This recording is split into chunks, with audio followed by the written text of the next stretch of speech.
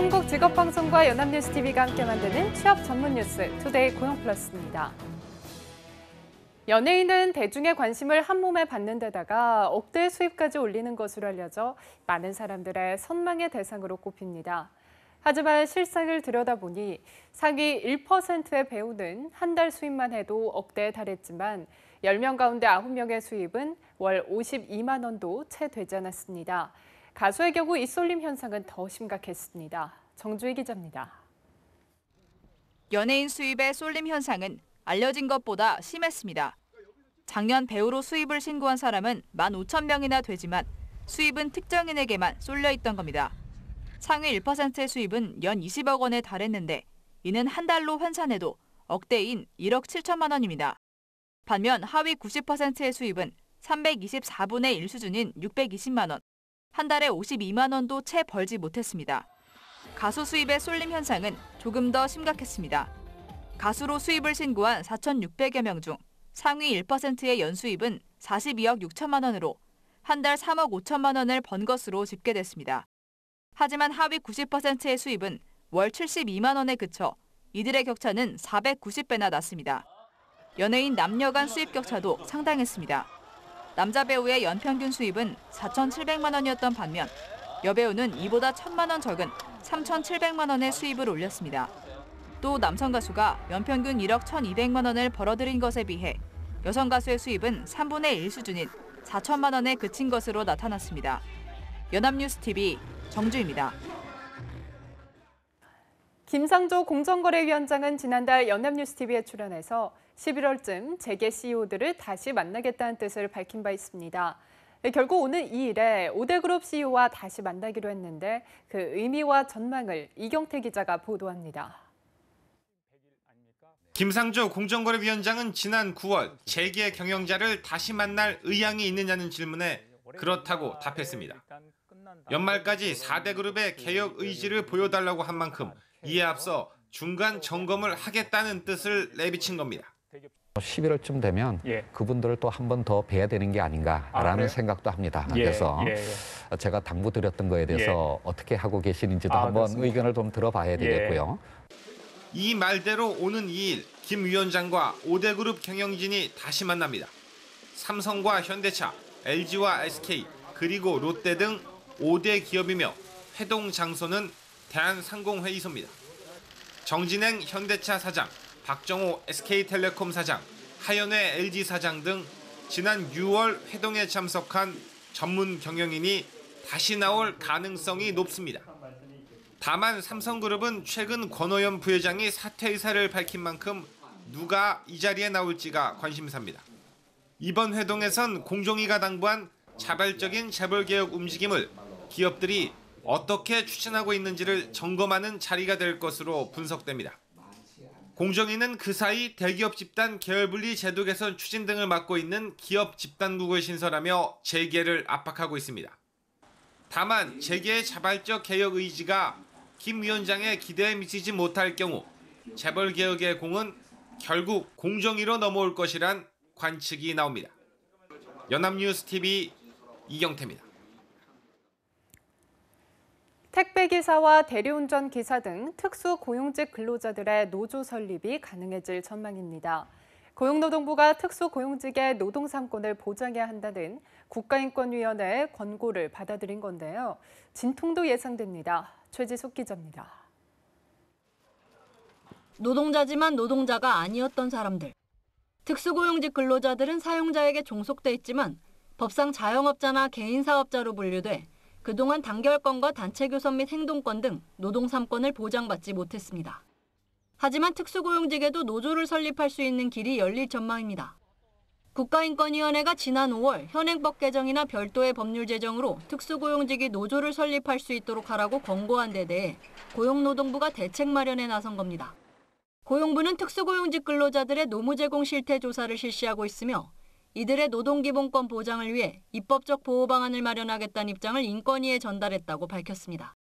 특수고용직에는 택배기사와 대리운전기사, 또 보험설계사와 화물차 운전자, 그리고 골프장 캐디 등이 속하는데 모두 230만 명에 달합니다.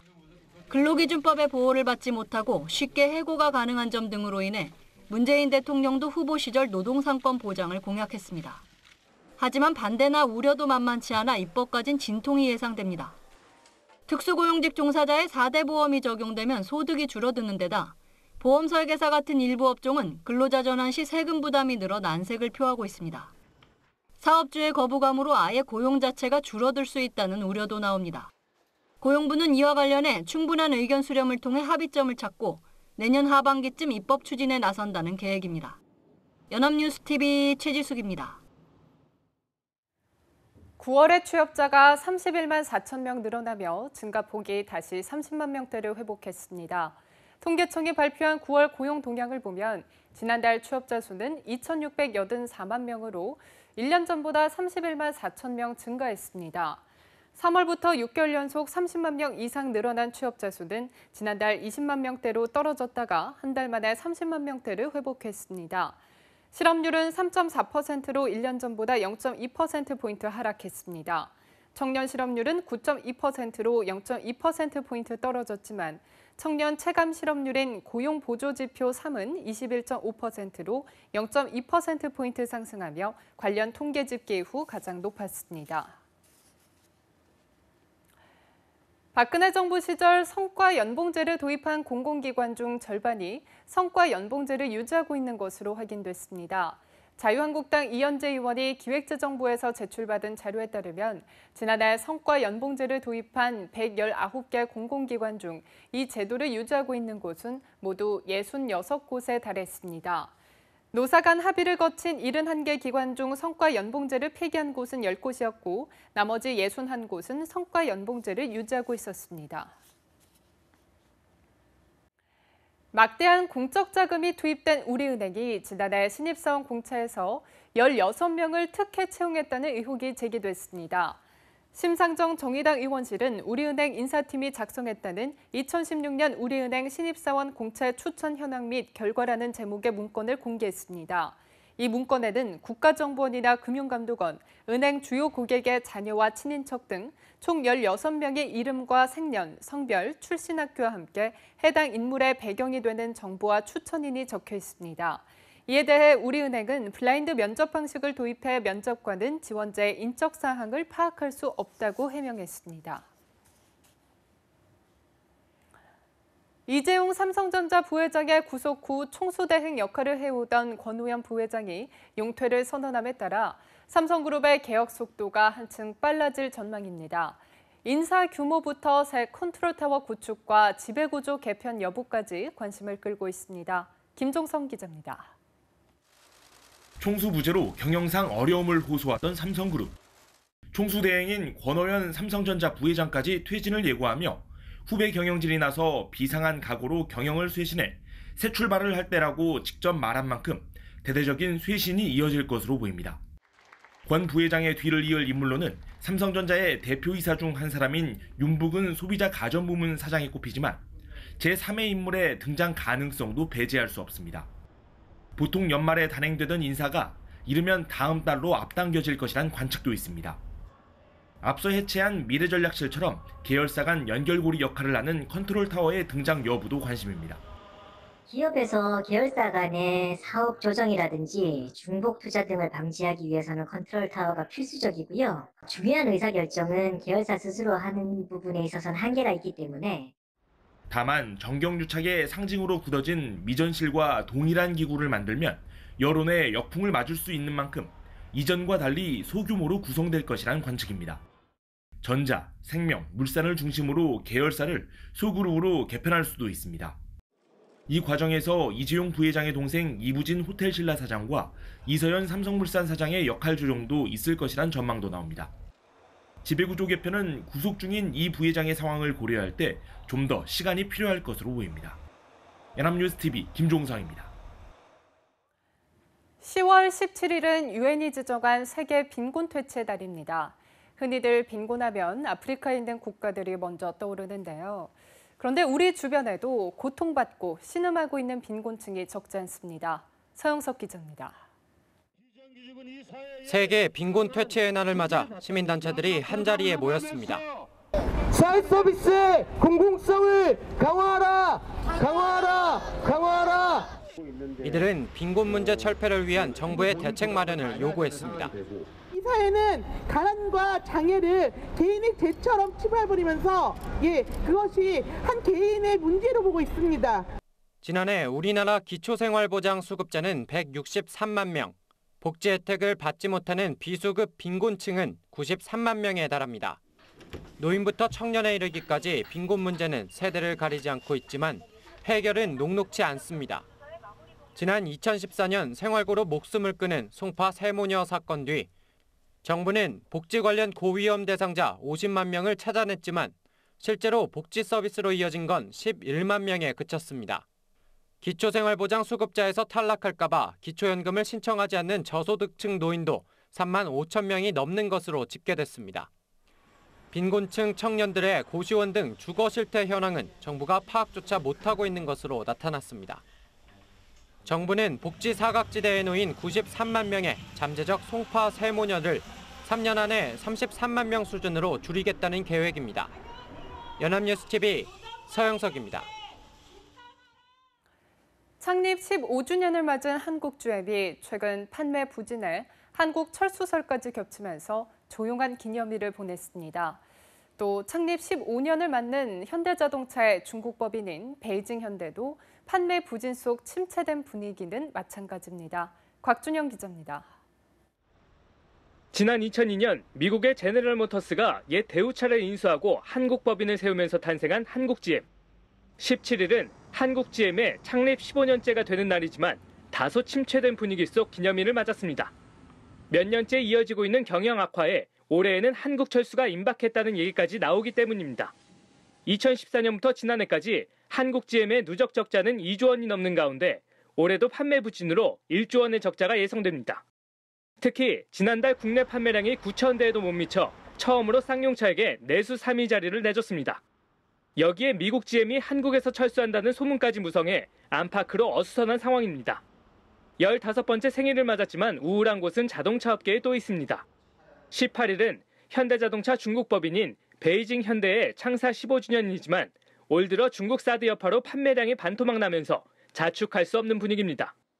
중국 판매 부진으로 지난 8월에는 현지 부품업체에 대한 대금 지급이 미뤄져 베이징 현대 4개 공장의 가동이 중단되기도 했습니다. 아울러 이날은 정의선 현대차 부회장의 47번째 생일이기도 합니다. 현대차 역시 올해 유례없는 판매 부진을 기록한 만큼 정 부회장도 마음 편치 못한 생일이 될 것으로 보입니다. 연합뉴스TV 곽준영입니다.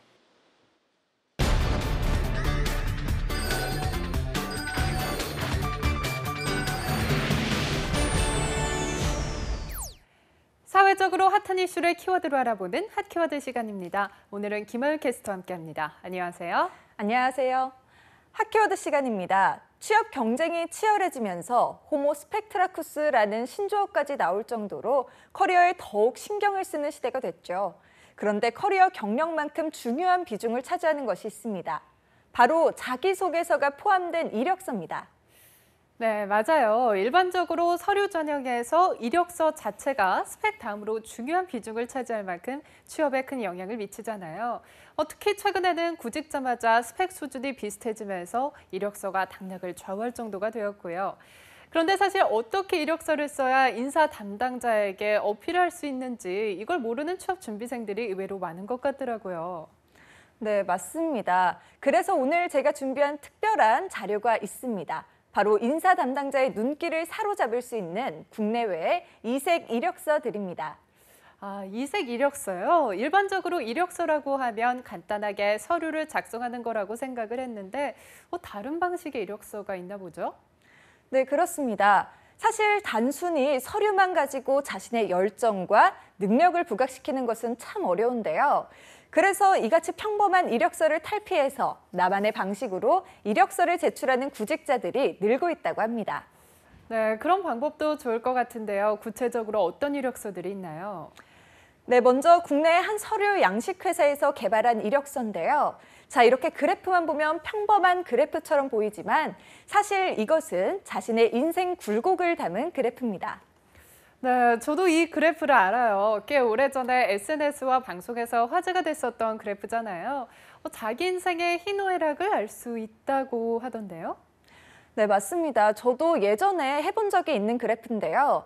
그런데 이 같은 인생 굴곡 그래프를 이력서로 만들어서 자신을 어필하는 이력서 양식을 만든 것이죠.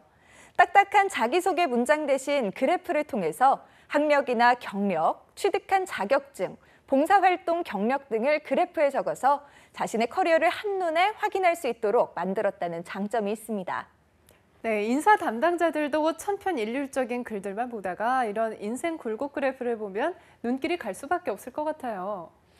네, 그렇습니다. 뿐만 아니라 지금까지의 경력은 물론 앞으로의 포부까지 간단 명료하게 그려낼 수 있으니 보는 이에게 자신의 열정과 포부를 명확하게 보여줄 수 있다는 장점이 있죠.